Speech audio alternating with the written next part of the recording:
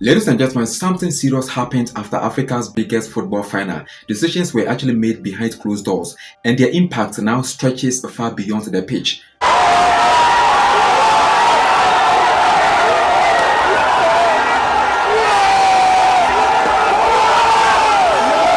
After the final match of the African Cup of Nations held in Morocco, ladies and gentlemen, in 2025, football leaders revealed what happened during and after the game, ladies and gentlemen. The final brought together the national teams of Senegal and, of course, Morocco.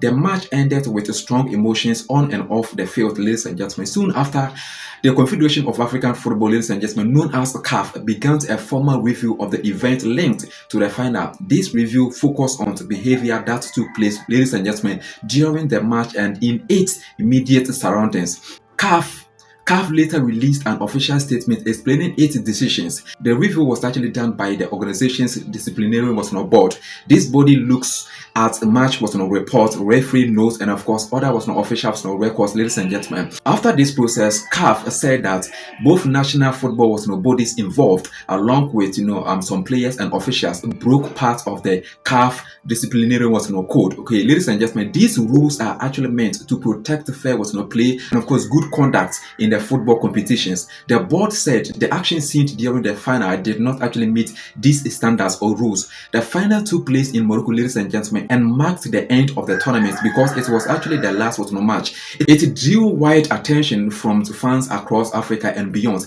CAF explained that this made discipline even more important and very essential. When events happened on such large stage, ladies and gentlemen, their effects can actually reach many people. For this reason, ladies and gentlemen, the review was actually handled carefully, and of course over time. CAF stressed that the process followed existing rules and of course procedures. The focus was on actions and not on emotions or public reactions, ladies and gentlemen. Each decision was actually linked or connected to a specific rule in a disciplinary code. The aim, according to the statement, ladies and gentlemen, was to protect the image of the game and keep order in future matches. With this background set, ladies and gentlemen, CAF then outlines the specific sanctions for each side involved. Before we continue, ladies and gentlemen, please just take a moment, okay, to like this particular video, subscribe to the channel, okay. This is you and I, our channel together, and of course turn on notifications, okay. This actually helps calm and clear news reach more important people like you. Thank you so much for your understanding and for your support, okay. So now let's continue deeper. CAF explained that the heaviest sanctions, ladies and gentlemen, were actually given to Senegal. Yes, according to the statement, the head coach of the Senegal national team was actually suspended from 5 official CAF matches. Yes, along with this suspension, ladies and gentlemen, a fine of 100,000 United States dollars was also issued or given to him. CAF said that this decision was actually linked to conduct that harmed the image of football during the final. Ladies and gentlemen, the ruling was actually based on the official match report reviewed by the board. 2 Senegalese players, ladies and gentlemen, were also sanctioned. Okay, CAF said both players showed inappropriate behavior towards the referee during the match. Each player received a 2-match suspension, ladies and gentlemen. These sanctions were described as separate from the decision involving the head coach. CAF noted that respect for match officials is a core rule in all competitions, especially in major finals. The Senegalese Football Federation also faced large financial penalties, ladies and gentlemen. CAF fined the federation trade 100,000 United States dollars, okay, for the conduct or behavior of supporters during the final. Another fine of $300,000 was also added for unsporting actions by players and of course technical staff. In addition, ladies and gentlemen, a smaller fine of $15,000 was also imposed, okay, after 5 Senegal players received yellow cards in the match. Yes, CAF explained that these fines were actually based on different sections of the disciplinary code. Okay, so each fine covered a separate type of behavior, ladies and gentlemen. The goal, according to the statement, was to address each issue clearly and of course fairly.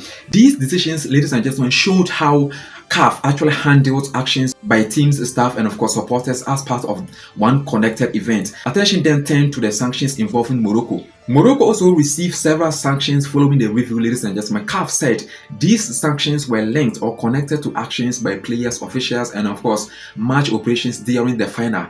One Moroccan defender was also given a 2-match suspension. CAF explained that, ladies and gentlemen, one of those matches was suspended for 1 whole year, okay, meaning it will actually only apply if if another offense occurs within that time, ladies and gentlemen, this approach was described as a warning as well as a punishment, ladies and gentlemen.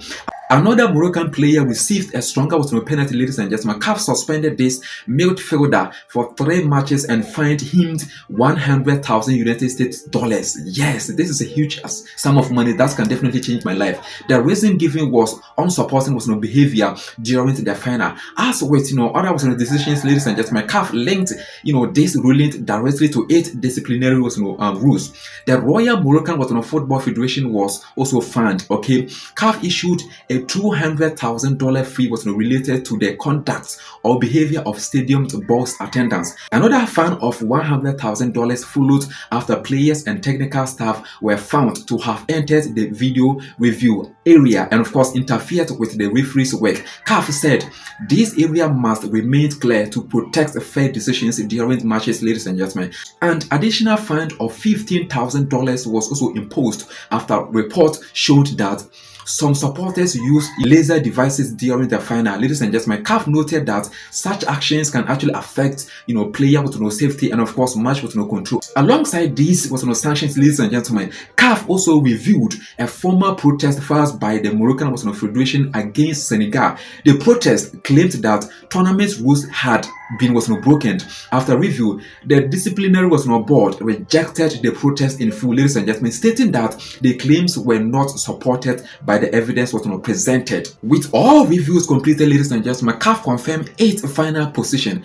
The appeal filed by the Moroccan football body was dismissed. Yes, this meant that the result of the final match remained unchanged. CAF officially confirmed Senegal as the winner of the Africa Cup of Nations 2025.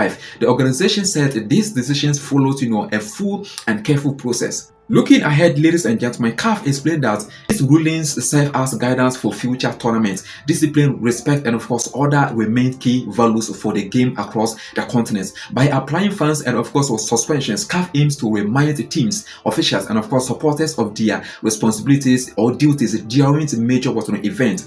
The focus is on learning and of course improvement, not lasting punishment, ladies and gentlemen. CAF also highlighted that each case, ladies and gentlemen, each case was actually treated separately, even though the events were linked or connected to one match. This method actually helps ensure fairness and of course clarity. Football authorities often use such decisions to strengthen rules and of course prevent similar issues in the future, ladies and gentlemen. The process shows how governance works behind the scenes, ladies and gentlemen, after high-profile matches. As tournaments continue, ladies and gentlemen, these decisions may shape how teams prepare for pressure moment. Okay, calm conduct or behavior and of course respect for rules are likely to remain central themes. Okay, so the story of the AFCON 2025 final, ladies and gentlemen, moves from review to reflections with lessons noted across African football. Now, thank you so much, ladies and gentlemen, for watching. Please like this video if you haven't yet. Subscribe to the channel, okay, if you haven't yet. This actually belongs to you and I. And please share this report or this video with others like you who value calm and of course clear football news or any other news about Africa. Thank you. See you in the next update.